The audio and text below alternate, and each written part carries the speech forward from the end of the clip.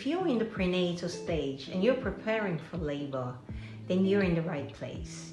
Today I'm going to be sharing 10 powerful tips which are also backed up with science, ways by which you can actually prepare for labor.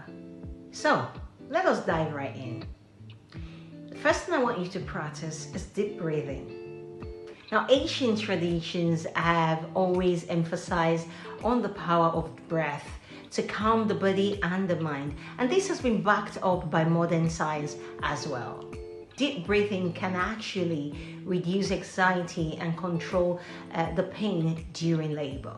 I'd like to talk about hydration. It is very important that you're staying hydrated at this time. Generally, you want to be taking things like vegetable soups. You also want to be taking things like apple juice, oranges, but things that are pressed directly from the fruits, because this is H3O2. So it's more or less life water. It helps your muscles as well as the uterus to function better with your energy levels. So you want to take at least 8 glasses of water a day, anything liquid if you can measure.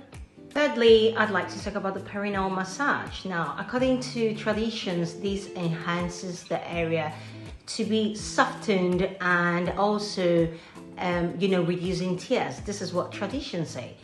Modern science also says same thing, that it reduces tear, and women who go through this process seem not to need episiotomy or stitches afterwards. Now, having said that, it is very, very important for you to understand that this is something you want to really take personally. So it should be done by someone whom you think you trust and somebody, that you want to share your body with. I'd advise women mostly to do this on their own rather than depend on someone like a midwife, a doula, or a friend. Just say. Or lest I forget, it's important that you start this massage a few weeks before your due date. So I like to tell women to start about the 37, 38 weeks. Eat dates. Yeah, you heard me right. In many cultures of the world, dates have been concluded to enhance labor. And also the recent studies have stated that eating dates prior to the commencement of labor actually helps with the dilation of the body of a woman before the birth itself. So who knows? It doesn't hurt anyway eating something sweet, does it? And by so doing, this actually reduces the chances of any reason that the labor should be induced or the woman is waiting too long to be effaced. Rest is something that we cannot say enough about. It's very important for anybody who is pregnant. Now, generally, rest is important for us all, but a pregnant woman a little bit more. This actually makes your body to work efficiently. Now, not just during the process of the pregnancy, but also during the process of labor. According to modern science, that women who have enough rest during this time actually decreases the length of their labor process. Yeah, you heard me right. Somehow the brain knows exactly what to do. So if the body has had enough rest, the body knows when to release the hormones necessary for labor. So therefore, my advice to every woman in this stage is to have a very consistent sleep cycle, as well as, taking naps when necessary. Acupuncture is something I would always recommend. Now, this is a Chinese method. The way by which this method of acupuncture works is going to the meridian of a certain part of the body. So for the uterus, you're going to be going to a certain area of the body with the needle. I've spoken to women who say that their labors seem to be a bit reduced than the last time. Maybe it is because of their experience as mothers, or according to science, acupuncture at work. Lest I forget, it is very important that you consult the holistic practitioner when you're pregnant and if you want to have acupuncture, okay? This is my most favorite part, and that is mindfulness.